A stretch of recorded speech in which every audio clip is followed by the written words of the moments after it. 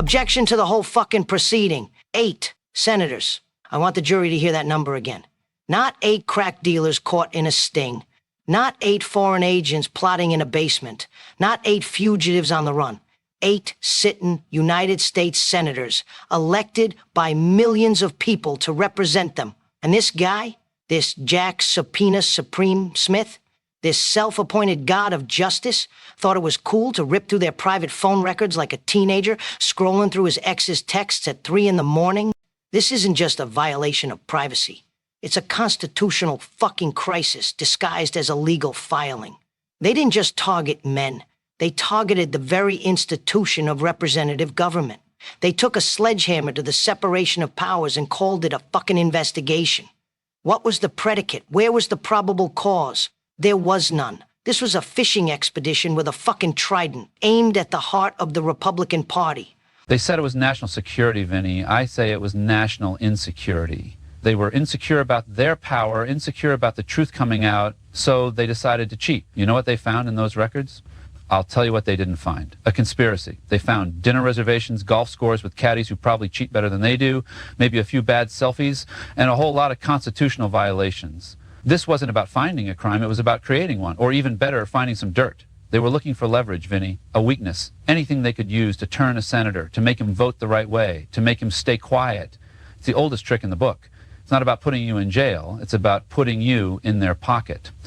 This wasn't an investigation, it was a shakedown, a classic mob tactic, dressed up in a fancy legal suit. You don't just accidentally spy on 8 senators and 92 conservative orgs, Lester. That's not an oopsie.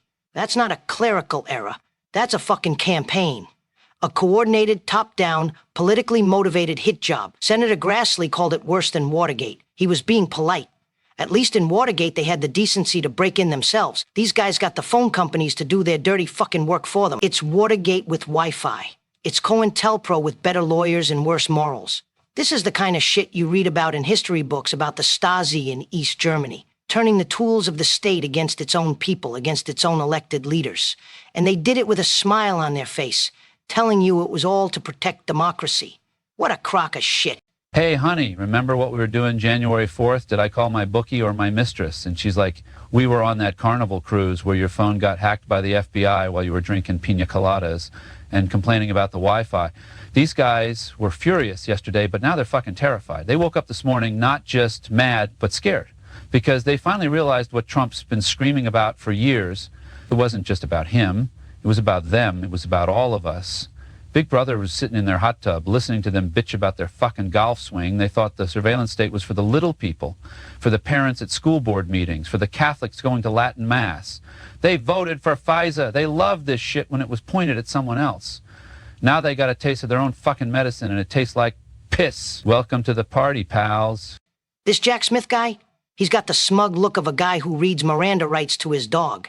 He's a prosecutor who thinks he's above the law he's sworn to uphold. You don't subpoena sitting senators unless you're trying to send a message, unless you believe you are completely untouchable. The message is clear. We can get to anyone. We can ruin anyone. Well, guess what, pal? We got your message, and we're sending one back. Loud and unconstitutional. Senator Kennedy said it best. I've got rocks in my driveway, smarter than this. This wasn't just an overreach. It was arrogant. It was sloppy. He thought he could get away with it because for years, people like him have.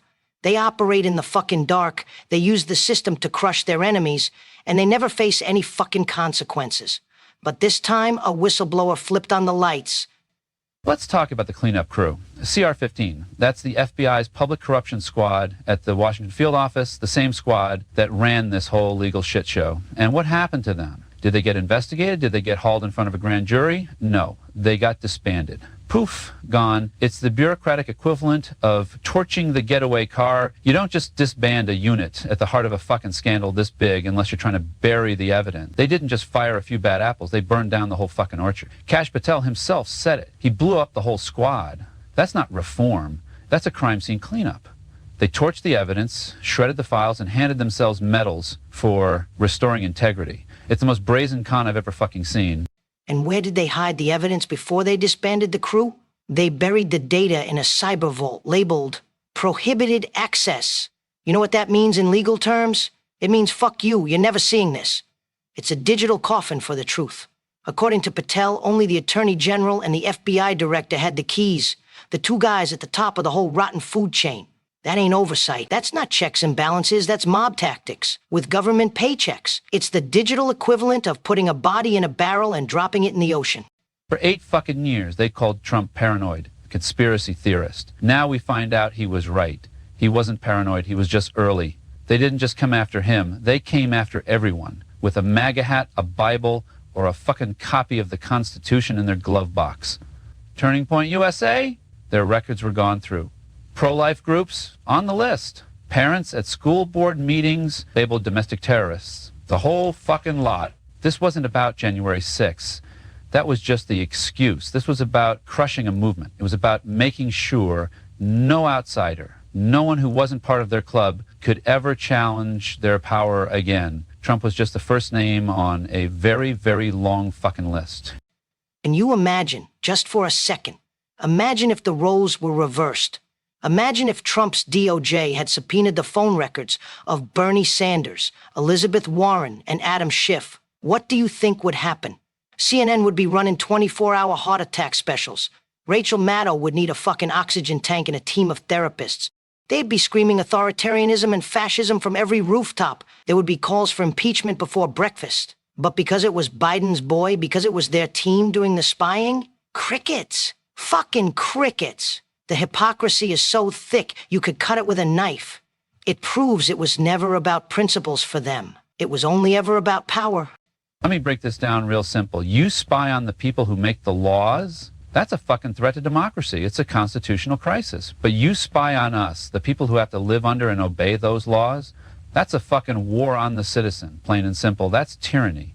And for years, these senators were fine with it. They voted for it, they defended it. Now that they've finally got a taste of what it's like to be on the other end of the microscope, now they're pissed. Welcome to the fucking party, dudes. Now you know how the rest of us have felt for a fucking decade. You don't fix this with a strongly worded letter. You don't fix this with a hearing where everyone gets to make a speech for the cameras.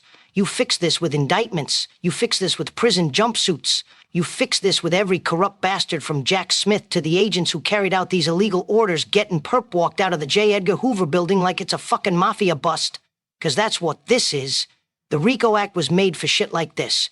This is an ongoing criminal enterprise, and it's time we treated it like one. This court finds Jack Smith guilty of weaponizing law enforcement, spying without cause, burying records, and having the arrogance to think nobody would ever find out. The sentence? 1 lifetime of public shame and disbarment, followed by a second term of President Donald J. Trump watching your ass from the Oval Office, gavel. You like exposing corruption? You like real talk without the bullshit? Smash that like button, subscribe, and ring that bell before they subpoena your fucking phone next.